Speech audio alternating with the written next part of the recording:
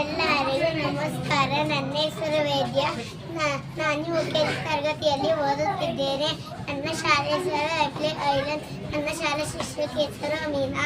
ನಾನು ಕನ್ನಡ ವರ್ಣಮಾಲೆ ಬಗ್ಗೆ ತಿಳಿಸಿಕೊಡುತ್ತೇನೆ. ಕನ್ನಡ ವರ್ಣಮಾಲೆಯಲ್ಲಿ 49 ಅಕ್ಷರಗಳಿವೆ.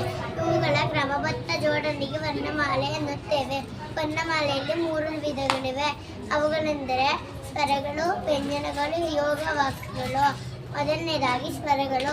ಸ್ವರಗಳೆಂದರೆ ಸ್ವತಂತ್ರವಾಗಿ ಉಚ್ಚರಿಸಲ್ಪಡುತ್ತದೆ. ಅವುಗಳಲ್ಲಿ 13 ಅಕ್ಷರಗಳಿವೆ.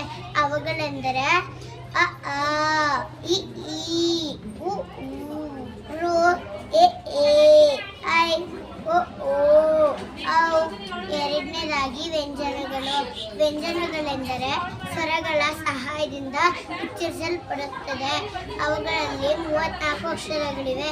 ಅವುಗಳೆಂದರೆ ಕ ಖ, ಗ ಘ, ಞ ಚ ಛ, ಜ ಝ, ಞ ಟ ಠ, ಡ ಢ, ಣ ತ ಥ, ದ ಧ, ನ ಪ ಫ, ಪ ಫ, ಮ ಯ ರ ಲ ವ ಶೇಷ ಸ ಹ ಳ.